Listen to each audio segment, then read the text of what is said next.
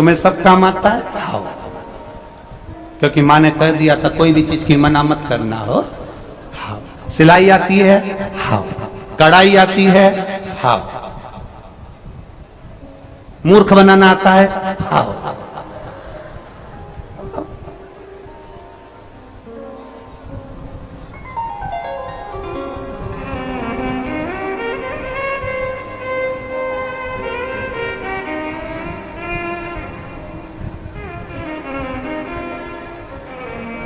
झूठ पर विवाह पक्के हो रहे हैं, झूठ पर बुनियाद रखी जा रही है। पर शिव महापुराण की कथा कहती झूठ से परे होइए। दिखावे की जिंदगी से भगवान शिव प्रसन्न नहीं होते। सावन का महीना आया, सिर पे त्रिपुंड लगा लिया।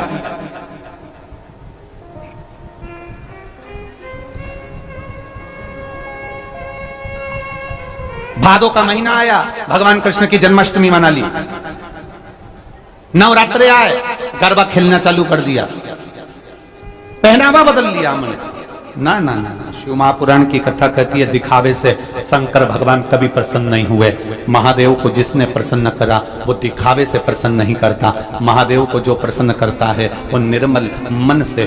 भोले को प्रसन्न करने का सबसे सुंदर तरीका है आप स्वयं भोले बन जाइए। तो कई लोग कहते हैं गुरुजी अगर हम भोले बनकर रहेंगे तो दुनिया बहुत समझदार हो गई, हमको मूर्ख बनाकर चली जाती है। हमारा निवेदन है हम दुनिया के सामने भोले बनने का नहीं कर रहे हैं, हम शंकर का भोला भक्त बनने की बात कर रहे हैं। भोला भक्त का मतलब ये नहीं होता कि किसी को मूर्ख बना देना। भोला भक्त का मतलब होता है अपने शरीर के द्वारा, अपने द्वारा, अपनी वाणी के द्वारा, अपने चरित्र के द्वारा अपन किसी को दुख ना दें। बस यही भोला भगत की एक परिभाषा है। हमने अगर किसी को अपशब्द कह दिया, ताने दे दिए, गाली दे दी, आड़ा टेढ़ा कह दिया, इसमें भोला भगत की परिभाषा नहीं है।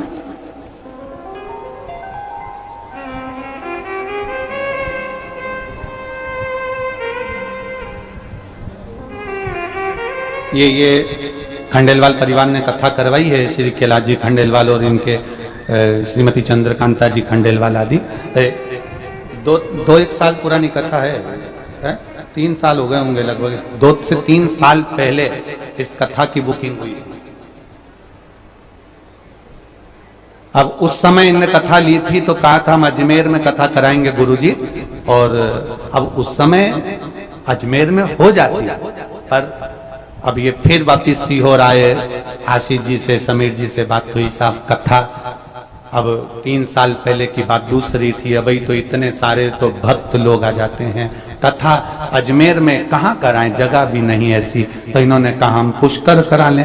हमारी दिल की इच्छा थी कि कथा पुष्कर राज में हो, बाबा सुने, ब्रह्मा जी की शरणागति में हो, और बाबा ने सुना।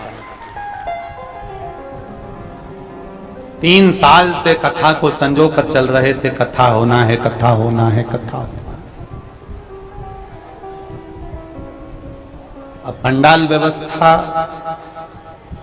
यजमान कथा करवाते हैं तो विचार करते हैं कि एक पंडाल लगा लिया जाए, उतनी कैपेसिटी हो जाए। अब भक्तों के हिसाब से 3 पंडाल लगाने के बाद पीछे स्टेडियम भी पूरा भरा होना, फिर व्यवस्थाएं करना थोड़ा कठिन पड़ जाता है, बहुत कठिन। पर हमने एक बात पहले भी कही, आज फिर कहते हैं, यजमान कथा लेता नहीं है, भोलेनाथ स्वयं यजमान बनकर कथा लेते हैं, और यजमान के रूप में स्वयं शंकर पार्वती ही कथा को सुनते हैं, करवाते हैं और करते हैं। हमारा तो इतना कहना है, इस पुष्कर राज की भूमि से अभी तक पुष्कर राज में जितने भी भक्त आए थे वो सब मेरे ब्रह्मा जी के भक्त आए थे। पहली बार पुष्कर में शंकर के भक्त आए हैं। इनकी सेवा में कोई पीछा मत हटना, कोई पीछे मत हटना। जितने अजमेर और पुष्कर के दानदाता हैं, अपने पानी, हम आपसे ये नहीं कहेंगे कि आप धन लाकर खर्च करो, आप यहाँ 1 रुपया भी मत दो, पर निवेदन इतना करना कि अपने हाथ से कुछ नहीं तो पानी की बोतल, पानी का पाउच, बिस्कुट आदि कोई भी शिव भक्त मिल जाए उसका मुंह झूठा जरूर कराना और अपनी एक डायरी में लिख के रखना कि मैंने 5 तारीख को 5 रुपए का बिस्कुट खिलाया था, 3 महीने बाद वो 5 रुपए को हिसाब लगा कर देखना, वो 1000 गुना हुआ मिल जाएगा। ये शिव कथा आज नहीं है, शिव महापुराण की कथा, शंकर की कथा सदर। और आपसे भी निवेदन है, जो अपने घर से आते हो 2 पानी की बोतल लेकर आओ, एक अपने पड़ोसी के लिए, अपने खुद के लिए।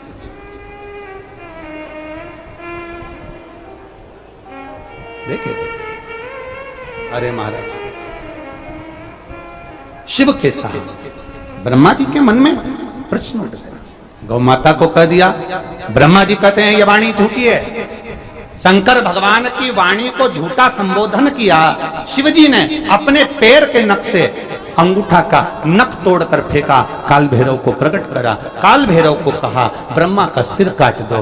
शीश ब्रह्मा जी का कटा, लुढ़कता लुढ़कता गया। कर्मनाशा नदी प्रकट हो गई। वो कर्मनाशा जिसका पानी का छींटा भी शरीर पर लग जाए तो 7 पीढ़ी में करा हुआ पुण्य नष्ट हो जाता है। ब्रह्मा जी का सिर लुढ़कता गया, कर्मनाशा नदी बहती चली गई। भगवान नारायण ने कहा आप इनको क्षमा कर दो और इनके शीश का कुछ करिए, तो बटका वृक्ष बना दिया। अब ब्रह्मा जी के कितने सिर रह गए? पहले कितने थे? केवल 4 शीश, केवल 4। जब ब्रह्मा जी के 4 शीश रह गए, ब्रह्मा जी को अंदर से अच्छा नहीं लगा। ब्रह्मा जी को भीतर से शीतलता का अनुभव नहीं होगा।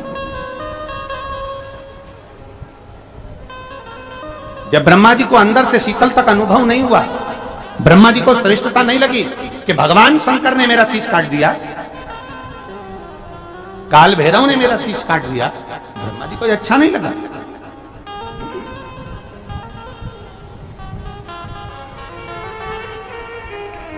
बहुत बड़ी सभा लगी है, बहुत बड़ी सभा। उस सभा में ब्रह्मा जी ने अपने मन के अंदर की बात सामने प्रकट करी। ब्रह्मा जी बोलते हैं कि मेरे मन को अच्छा नहीं लग रहा क्योंकि मैंने झूठ बोला था और मेरा एक शीश कट गया था, शीश कट गया। अब मैं क्या करूं? दुनिया के लोग मुझे गलत समझेंगे कि ब्रह्मा जी ने झूठ बोल दिया, शीश कट गया।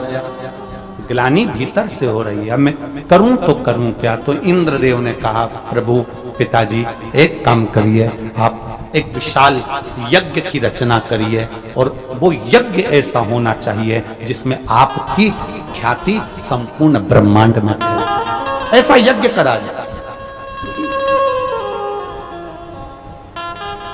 फिर वही बात आ गई, ब्रह्मा जी ने यज्ञ की तैयारी करी। ब्रह्मा जी यज्ञ की तैयारी कर रहे थे, ब्रह्मा जी यज्ञ की तैयारी में लग गए थे। उसी समय पर एक असुर हो गया जिसका नाम था वज्रनाभ। क्या नाम है उसका? वज्रनाभ। इसका काम क्या था? जल को दूषित करना, जल को दूषित करना। इसका काम ही जल को दूषित करना।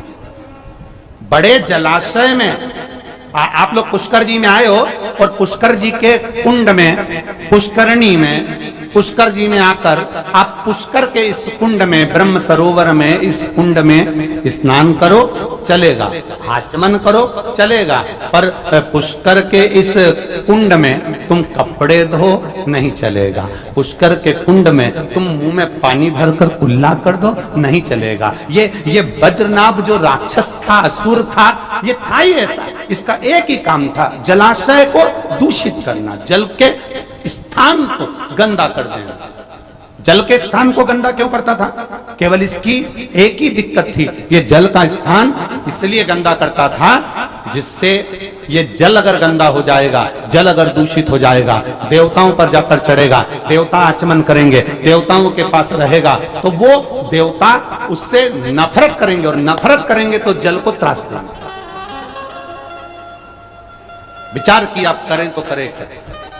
ब्रह्मा जी ने बुलाया वज्रनाभ को, समझाया वज्रनाभ हमारी बात मानो, आप ये काम करना बंद करो। आप लोगों से फिर निवेदन है, किसी तीर्थ में स्नान करने जाना, पुष्करणी में स्नान करने जाना, पुष्कर सरोवर में स्नान करने जाना, अपने गंदे कपड़े उसमें मत छोड़ना, उसमें डालना नहीं, उसमें धोना नहीं, और ना उसमें मुख में पानी भरकर कुल्ला करना, ना उसमें गंदगी करना।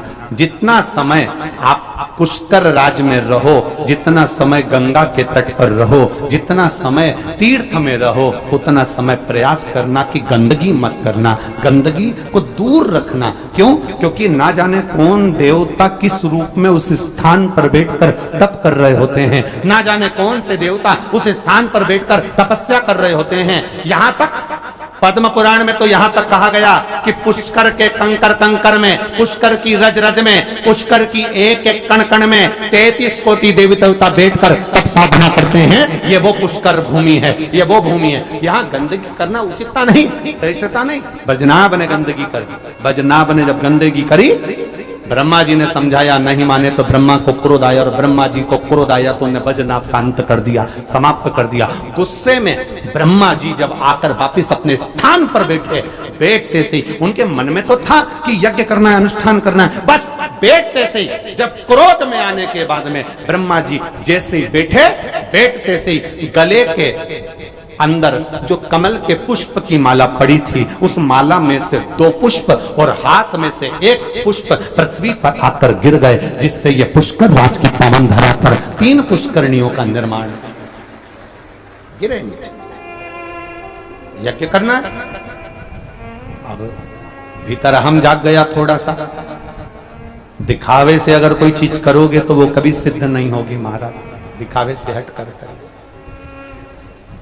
ब्रह्मा जी ने यज्ञ करना चाहा और विचार करा कि वर्चस्वता अपनी होना चाहिए। कहां करा जाए? जहां कमल का पुष्प गिरा, जहां पुष्प गिरा यही पुष्कर हो गया। और यज्ञ करने ब्रह्मा जी आए, पर एक मन में अहंकार आ गया था कि यज्ञ ऐसा करा जाए कि सब देखते रह जाएं। हम हमेशा यजमान परिवार को भी कहते हैं और सबको एक बात कहते हैं, जब भी कोई धार्मिक आयोजन करना, अच्छा आयोजन करना, किसी को दिखाने के लिए मत करना, अपने आत्मा की शांति के लिए, अपने हृदय के लिए करना। ब्रह्मा जी ने थोड़ा सा दिखावे का भाव आ गया, थोड़ा सा। और फिर निवेदन है, मत गर बुरे कर्म कर बंदे, वरना पछताएगा। भगवान की आंखों से तू बच नहीं पाएगा, तू बच नहीं पाएगा। अरे ओ अज्ञानी मत करना, तेरे कर्म का फल भी तू ही पाएगा। जैसा किया तूने तेरे आगे आएगा। मत बुरे कर्म कर बंदे, वरना पछताएगा। भगवान की आंखों से तू बच नहीं पाएगा, तू बच नहीं पाएगा। शिव के भरोसे पर भगवान दिखावे से दूर रहिए, दिखावे से। अपने मन की बात अवश्य कहें दिल से। पुष्कर राज की पावन धरा है, देवादिदेव महादेव की कथा है। राजस्थान वालों को ये योग बार बार नहीं मिलेगा। बड़े भाग्यशाली हैं आप सब जो तीर्थ गुरु पुष्कर जी में विराजमान होकर बाबा की स्तुति करने का सौभाग्य मिले। जहां जगह मिले, कार्यकर्ता भी कोई खड़े ना रहे, जहां जगह मिल जाए वहां बैठकर बाबा से प्रार्थना जरूर करना, क्योंकि यह कथा बार बार नहीं मिल सकती। और बार बार आप सीहोर में आकर भी विनती नहीं कर पाओगे, इसलिए बाबा ने, ब्रह्मा जी की कृपा हुई है, ब्रह्मदेव की, यहाँ बुलाया है। दिल से बाबा से प्रार्थना करें, जिस कामना से आए हो वो कामना शिव पूर्ण करें। श्री शिवाय नमस्तु श्री शिवाय नमस्तु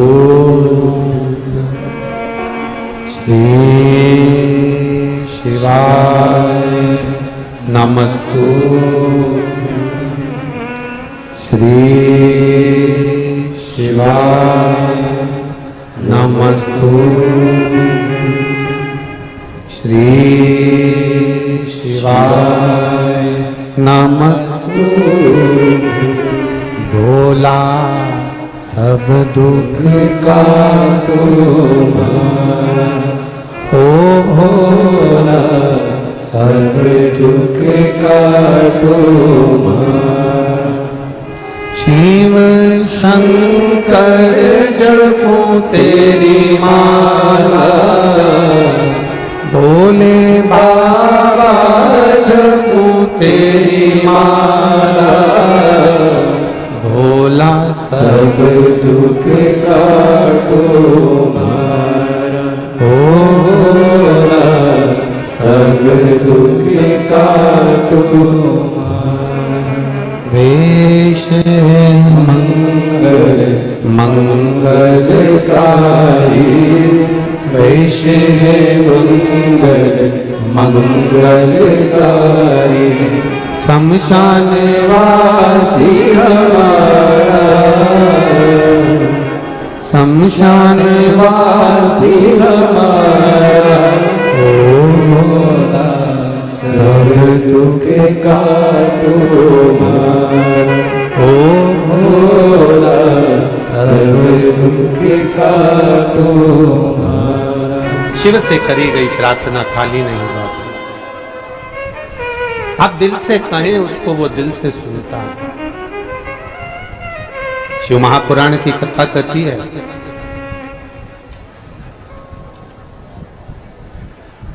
ब्रह्मदेव के भीतर जो थोड़ा बहुत अहम आ गया था, उस अहम को भगवान शिव ने समाप्त करवाया, भगवान शंकर ने समाप्त किया। देखिए, ब्रह्मा जी ने यज्ञ करने के लिए भूमि तो चुन ली और भूमि पर यज्ञ करने के लिए ब्रह्मा जी बैठ भी गए।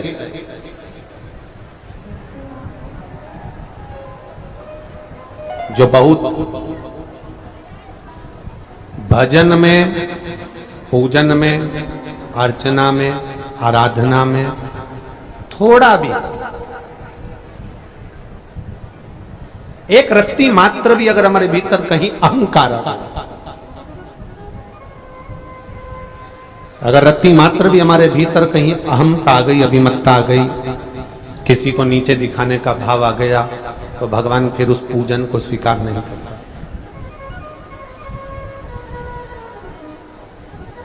भगवान स्वीकार नहीं करते। एक बात बहुत अच्छे से ध्यान में रखना, शरीर में अगर एक फोड़ा हो गया, डॉक्टर उसको सूखने की दवा देता है।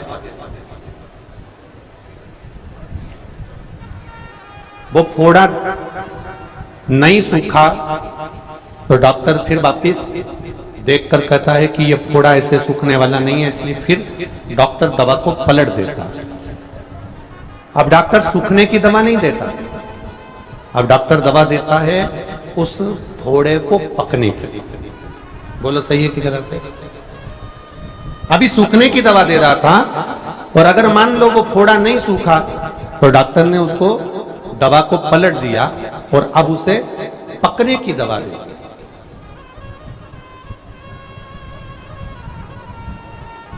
अब मरीज ने पूछा कि साहब तुमने ये दवा दी, उससे तो घाव पक रहा है, ये तो और पकने लगा, ये तो घाव पक रहा है, तुमने तो इसमें पकने की दवा दी। इसको तो सूखना था, पर डॉक्टर को मालूम है कि घाव अगर पकेगा तो फूटेगा, फूटेगा तो उसमें से पस बाहर निकल जाएगा, और पस अगर बाहर निकल गया तो फिर जो दवा दी जाएगी उससे घाव सूख जाएगा। डीले कम करो, घाव से सूख जाएगा। जब तक पस बाहर नहीं निकलेगा फोड़े में से, फुंसी में से, तब तक वो फोड़ा सूखने वाला नहीं है। उसी तरह घाव को पकने के लिए डॉक्टर दवा देता है, तो कभी कभी ऐसा होता है कि हमारे भीतर जो अहंकार आ जाता है, हमारे भीतर जो अहम आ जाता है, हमारे भीतर जो अहंकार आ जाता है, मेरा भोलेनाथ उसको भी थोड़ा सा पका देता है, और पकाता है तो वो फूटता है, और फूटता है फिर घावों को सुखा देता है। वही की वही यहां हुआ, वही की वही। थोड़ा भीतर अहम आ गया, थोड़ा भीतर अहंकार आ गया,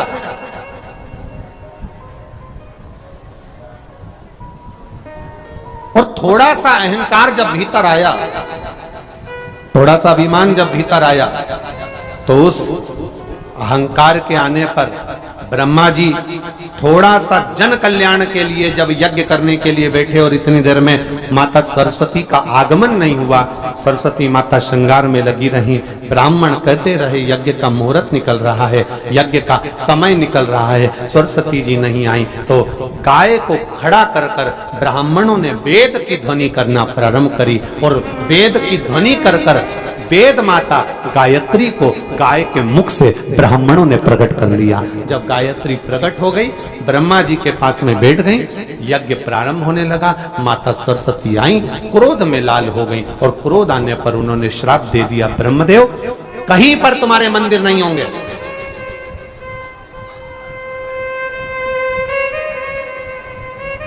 किसी स्थान पर तुम्हारा मंदिर नहीं बनेगा। और ब्रह्मा जी, तुमने एक नारी का अपमान करा है,